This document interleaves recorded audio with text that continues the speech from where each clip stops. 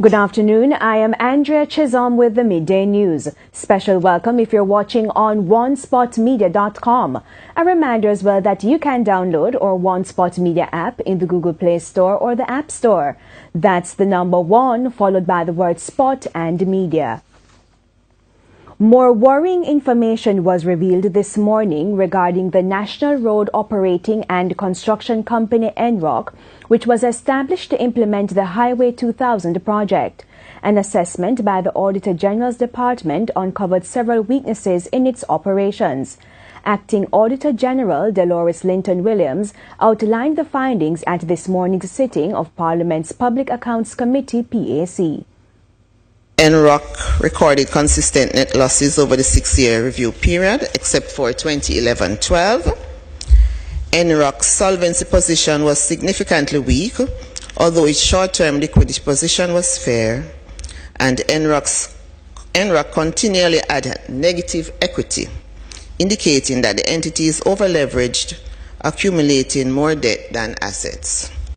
NROC, which was set up in 2002, has over the years racked up billions of dollars in losses. The Chief Executive Officer and owner of Rio Hotel, one of the largest hotel chains, is facing legal woes. Rio has operations in Jamaica and other countries. TVJ's O'Shane Masters has details. Chief Executive Officer and owner of the Spanish hotel chain, Rio, Luis Rio Guay, on Monday surrendered to the Miami-Dade police. This as he faces allegations of conspiring to bribe Miami's top building official to help with the large-scale renovation of Rio's South Beach Hotel. Luis Rio Guay, the Chief Executive Officer and owner of Rio Hotels International, and Alejandro Sanchez Diarco, the Regional Manager for the Caribbean for Rio Hotels International, surrendered today on a warrant issued by the State Attorney's Office for unlawful compensation and conspiracy to commit unlawful compensation. We were able to agree with the government that they would post a $20,000 bond, and the purpose of the hearing this morning was so that my client, Mr. Rio Guay, and Art Hernandez's client, Mr. Sanchez Diarco, would be able to travel internationally and still conduct business while these charges are pending. According to the Miami Herald, the state attorney's office believes that the former building official in Miami Beach, Mariano Fernandez, helped Rio with permitting and even allowing them to abandon fines. That's why public corruption always eats at the very heart of a community. What we're making public here today is that the director, Fernandez, was able to intervene on someone's behalf on a building department issue at any time. And in the arrest warrant, you will see it shows a pattern that when there was something in it for him, Fernandez could get things done and the normal procedures could be bypassed. As is also alleged in the arrest warrant, those who sought Fernandez as special assistants knew that they had to give to Fernandez in order to get what they wanted. O'Shane Masters, TVJ News. Can corporal punishment help to solve Jamaica's crime problem? That's the question this afternoon as Jamaica continues to grapple with an increase in murders. Social anthropologist at the University of the West Indies, UWI, Dr. Herbert Gale, gave his take on the matter during an interview on TVJ's Smile Jamaica this morning. Here's TVJ's Herman Green. As Jamaica's crime figures continue to increase and the fight against crime becomes more challenging, many Jamaicans are calling for the government to revisit the laws relating to corporal punishment. Social anthropologist at the University of the West Indies, Mona, Dr. Herbert Gale, says Jamaica is at a vulnerable state and adding corporal punishment is not going to address the problem. He believes adding harsh punishment without first understanding humans will not change Jamaica's crime issues. Picture a child who lives in the most hostile environment, who is starved, all of these things, and who happens to have the warrior gene and who happens also to have an imbalance for the purpose of survival.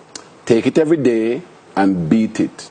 Take it every day, tell it about capital punishment, don't tell it about nurture or being a good boy or anything reinforcing or absolutely nothing good. Just torture it every day.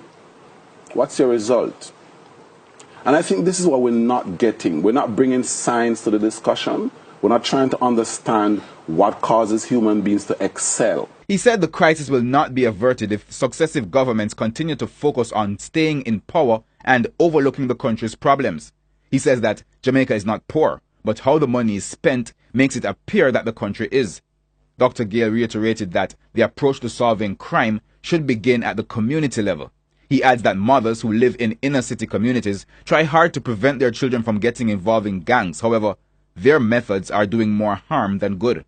The point I'm making is that a lot of mothers are desperate to save their sons from this dilemma, whilst unknowingly are creating the same monster they're running away from. Because they don't have the tools. Because they don't have the tools, they don't have the resources. The family is like a heart. If you don't eat food, your heart don't have blood to pump to the same body that needs the food. Yeah.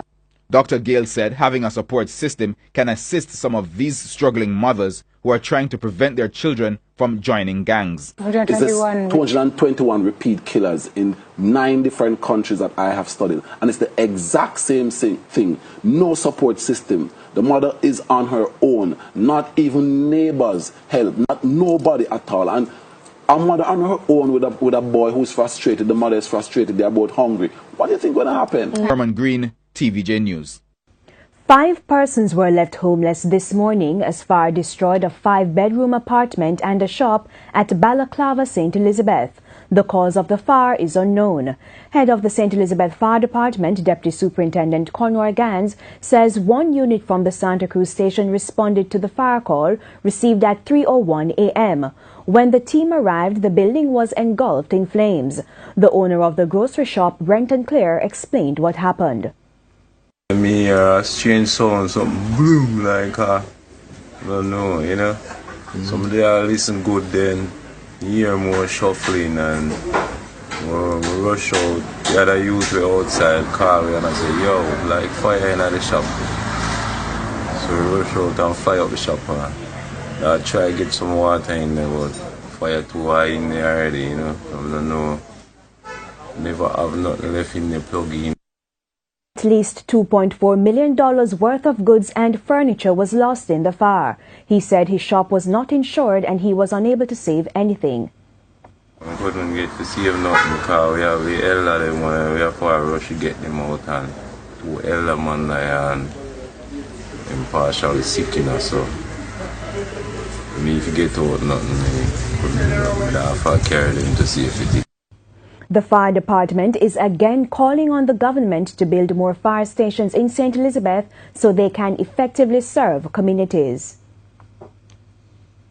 There's a warning this afternoon to persons who burn garbage, especially on the beach. It comes from the Chief Executive Officer of the Jamaica Environment Trust, Susan Stanley. She notes that while garbage collection is a problem at several beaches, burning must never be an alternative to getting rid of uncollected waste.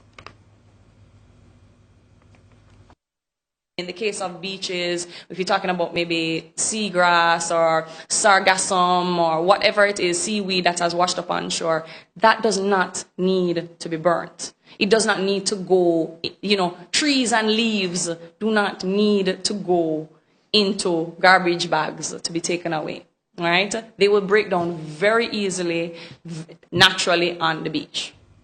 As for those who operate restaurants on beaches, if there's a restaurant or something operating on the beach, if there's food scraps, they can be used as pet food. If there's vegetable peelings and fruit peelings, those types of things, they can be used as compost. The acting head of the Clarendon Police is raising alarm about roads so bad they're impeding crime-fighting efforts in the parish. The matter was discussed at the latest Municipal Corporation meeting. TVJ's Krista Campbell reports. From Scotts Pass to Glenmuir Road, police in Clarendon say they're having difficulties fighting crime in the parish and bad roads are to blame. In fact, Acting Commander Superintendent David White notes that the police have been responding to more protests over bad roads in recent times. We have to be dealing with roadblocks because of poor road. That also that roadblock has caused about 2 robberies during that period that we could have dealt with. Our news team was on hand as Manchester resident Conroy Fritz encountered the problem Monday afternoon. Away from Bagwalk and just coming down there, a couple of vehicles was there, and because of how the road is, everybody was just stressing and I tried to swing from one pothole and just end up in the next one, and then I burst one of my tires. As for rising crime, Superintendent White says many of the violent incidents happen in what he terms depressed communities where poor infrastructure presents even more of a challenge to the police. Places like Farm Effortville, how large it is, the road, there's no road there. Those are river track, riverbed that we have to go in. The acting Clarendon police chief was addressing the latest municipal corporation meeting where he urged councillors and the National Works Agency to make addressing poor road conditions, particularly in more volatile areas, a priority. I wouldn't like the road to get started out still because we have to pay taxes and all of them something for it. And if you now fix it better, we stop pay taxes. It's pretty dangerous, you know. I think it's pretty much worse than a roller coaster ride because you have to just be swerving all over the place. And I mean, for us to be doing like that, we can have pedestrians walking and we can hit them. Krista Campbell, TVJ News. The National Works Agency NWA says road repairs along the Constant Spring Road in St. Andrew are not expected to directly affect traffic in the early stages. Work began on Monday. The NWA says in the initial stages, repairs in the vicinity of the Constant Spring Golf Club will be confined to the verges of the road.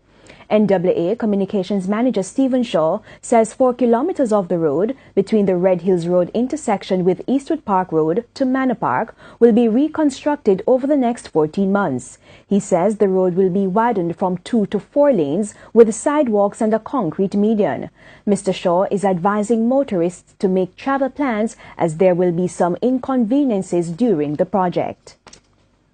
TVJ News has been informed that a team from the Office of the Contractor General OCG yesterday visited the offices of the National Insurance Fund NIF in New Kingston and collected documents relating to the Braco Village Hotel in Trelawney.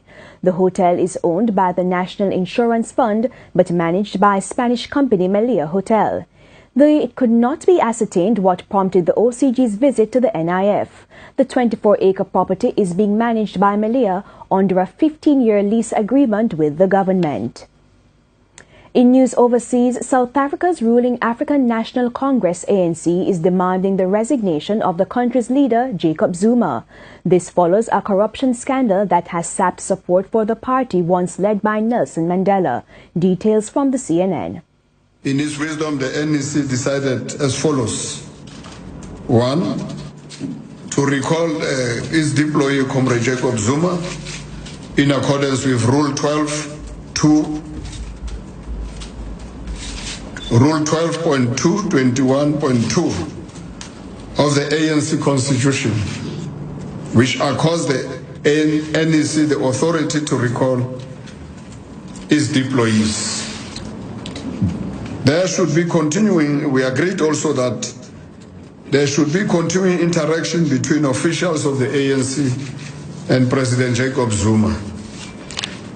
And the decision by the NEC to recall its deployees was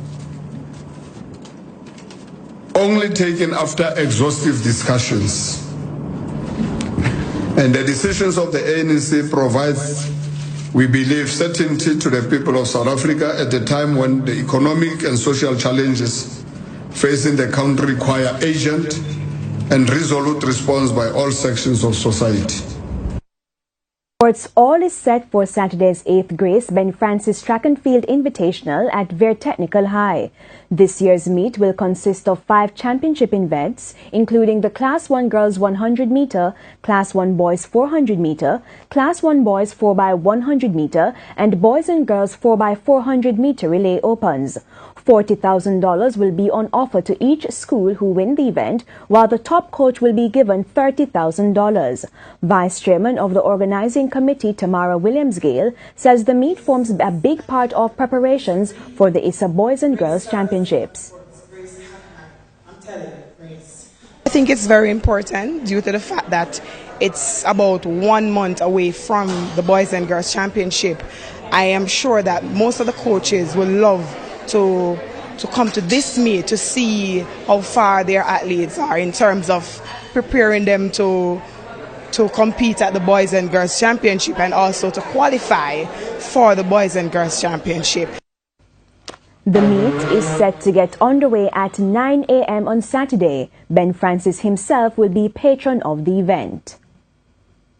And that's the Midday News. I'm Andrea Chisholm. Join us at 7 for the Primetime News package. On behalf of the news, sports and production teams, good afternoon.